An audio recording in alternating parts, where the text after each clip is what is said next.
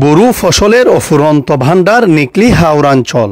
এবারও সোনালী ধানের বাম্পার ফলন হয়েছে। হাওরের মাঠে মাঠে পাকা ধান, দুচোখ যেদিকে যায় সবুজের বুকে যেন হলুদের চিত্র। সোনালী ফসল ঘরে তুলতে রোদে পুড়ে ব্যস্ত কৃষক। দেখা যাচ্ছে কৃষকের মুখে হাসি, আবার বাজার দাম নিয়েও সংশয় দেখা গেছে কৃষকের মুখে। ভালোই হয়েছে, দিন হিসেবে চিনা ক্ষতি হয়নি, এই দিক দিয়ে কোনো ক্ষতি হয়নি, আলহামদুলিল্লাহ ভালো হবে। এই তো 8-10 বছর, এবার আল্লাহ খুব ভালো হয়েছে। কাইতে তুললে সারা কিছু বিক্রি হওয়ার কিছু নিয়ে তুললাম। মনে অঙ্কা বৃষ্টি না হয় তাহলে মোটামুটি একটু ধানটা বাঁচবে। বৃষ্টি হলে তো আর অঙ্কা তো মুনি লাগবে বেশি, খরচ হবে বেশি, লাভের অংশটা কমে। তুলনা হবে একটু মোটামুটি ভালো, বৃষ্টি অঙ্কা না হইলে বৃষ্টি ভালোই হবে। স্থানীয় কৃষকদের অভিযোগ, সরকারি ক্রয় কেন্দ্রগুলো নিয়ন্ত্রণ করছে এক শ্রেণীর ব্যবসায়ী সিন্ডিকেট। ফলে সরকারি মূল্যে বিক্রি করতে হিমশিম কাটছে এখানকার কৃষক। কেমন হয়েছে আপনার ফসল? ভালো হয়েছে আল্লাহর রহমতে। সাপ উঠবা তো সরকারি ভাবে আমরা সার পাইছি না, কিনা দিছি আমরা। খরচ হয়েছে, খরচের বুঝো না, লেন করছে এটা করছি। এরপরে যদি মূল্য ভাই তাহলে আল্লাহর রহমতে ইয়ে হইব আর কি। আশা তো আমরা তৈরি আশা গত বছর তো গেছি 1600-1700, এবার এই আশা হয়তো তৈরি। এরা কিনছে মনে বাজার আছে এই 1050-70, অঙ্কা বাজার আছে 930, এই 20, 950। বাম্পার ফলন বাম্পার হয়েছে। উপজেলা কৃষি অফিস সূত্রে এবার নিকলি উপজেলায় 14,390 হেক্টর জমিতে বোরো ধানের চাষাবাদ হয়েছে। গত এক সপ্তাহ ধরে কাটছে বোরো ধান। প্রাকৃতিক দুর্যোগ না এলে মে মাসের 10 থেকে 15 তারিখের মধ্যে ঘরে তুলতে পারবে মাঠের ধান। এবছর ফলনও হয়েছে ভালো। চলতি মৌসুমে বৃষ্টি না হওয়ায় জমিতে সেচ দিতে গুনতে হয়েছে বাড়তি টাকা। এছাড়াও কৃষি উপকরণের মূল্য বৃদ্ধির কারণে উৎপাদন খরচও বেড়েছে অতিরিক্ত। এ কারণে বর্তমান বাজার মূল্যে ধান বিক্রি করলে তেমন লাভ হবে না বলে দাবি করেন অনেক কৃষক। 5 একর জমি করেছি, ফসল ভালো, কিন্তু ফসল ভালো হইলে কি আমরা তো ন্যায্য মূল্য পাচ্ছি না। তো আসলে হাতে টাকা দিয়ে করতে পারি না, কিছু ধান দেনা করে আমাদের করতে হয়। মহাজনকে যে ধানটা আমরা বিক্রয় করে দিয়ে দিই, আমরা তো ন্যায্য মূল্য পাওয়ার কোনো সুযোগ নাই।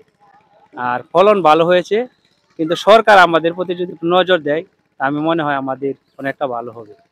সরকার আসলে মুখ দিয়ে বলে, যেভাবে বলে বাস্তবে তেমন আসলে মিল নাই। কিন্তু আমার জানা মতে এই বছর আমি কোনোদিন কোনো কৃষি অফিসারকে, আপনাদেরকে যেভাবে পায় মাটি, বিভিন্ন চ্যানেলকে, বিভিন্ন এনজিও সংস্থাকে এভাবে কাজ করার জন্য আসে, এভাবে সরকারি লোক আসে না।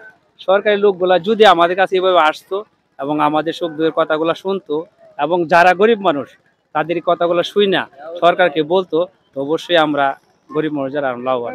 বৃষ্টির হয় নাই তখন বৃষ্টির কারণে আমরা খরচ বেশি হয়েছে।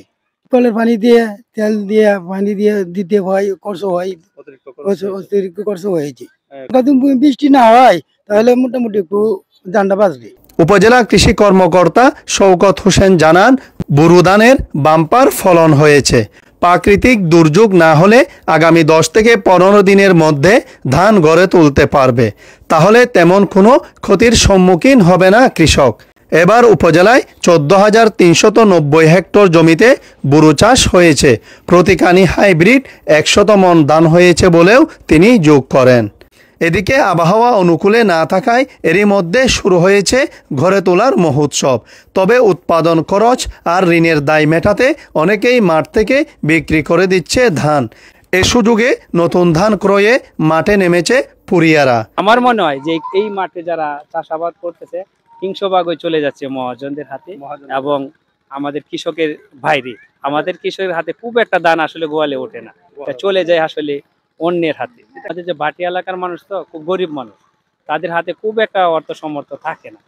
আর সরকার যে সময় সার, তেল, যে ভর্তুকিগুলা দেয়, এটা একটা সিন্ডিকেটের মাধ্যমে, মানে যারা প্রাপ্য তারা পায় না, চলে যায় অন্যর হাতে।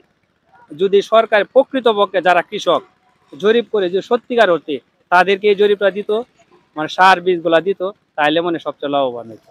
যারা পায় তারা পাওয়ার যোগ্য। বৈশাখ আসলেই নিকলি হাওর অঞ্চলে কৃষকদের মুখে হাসি ফোটে। এই হাসিটি অনেকের হয়ে যায় কাল, আবার অনেকের হয়ে যায় আনন্দ। গত বছরের তুলনায় এবছর এই নিকলি হাওর অঞ্চলের এই বোরো আবাদ ব্যাপকভাবে বাম্পার ফলেছে। এই বাম্পার ফলনের মাধ্যমে আমরা যতটুকু তথ্য পেয়েছি, এই মাঠে এসে অনেকেই ঋণগ্রস্ত করে চাষাবাদে জড়িয়ে গেছে, যার কারণে সেই টাকা আদায় করার জন্য মাঠ থেকে তারা তাদের সেই ধানগুলি ন্যায্য মূল্যে বিক্রি করার জন্য চেষ্টা করলেও তা সম্ভব হচ্ছে না। এক ধরনের দালাল চক্রের বাজার সিন্ডিকেটটি জব্দ করে রেখেছে, যার কারণে প্রাপ্ত অনুযায়ী তারা ধানগুলির মূল্য তারা পাচ্ছে না। অনেকেই বৃষ্টির বয়ে এবং ঋণ মুক্ত করার জন্য দ্রুত এই মাঠ থেকে ফুরিয়াদের কাছে ধানগুলি বিক্রি করছে। যদি সরকার একটু নজর দিয়ে সুদবিহীন তাদেরকে ঋণ দিয়ে থাকে এবং পাশাপাশি সার সহ অন্যান্য উপকরণ যে প্রয়োজন হয় সর্বনিম্ন মূল্যে যদি তাদেরকে দেওয়া হয়, তাহলে তারা ধানগুলি গড়ে তুলতে হবে দ্রুতভাবে, কোনো ফুরিয়ার কাছে এই ধানগুলি বিক্রি করতে পারবে না। তাহলে তারা যে পরিশ্রমটি গত 3 মাস ধরে করে যাচ্ছে, সেই পরিশ্রমের হাসির মুখ তাদের ফুটবে। সেই ফুটার জন্য সরকারের দায়িত্ব ঠিকমতো তারা কর্মকর্তাদের মাধ্যমে নজরে রেখে কৃষককে সহযোগিতা করার জন্য। হয়েছিলাম মাহমুদ আল আজাদ, নিকলির দর্পণ।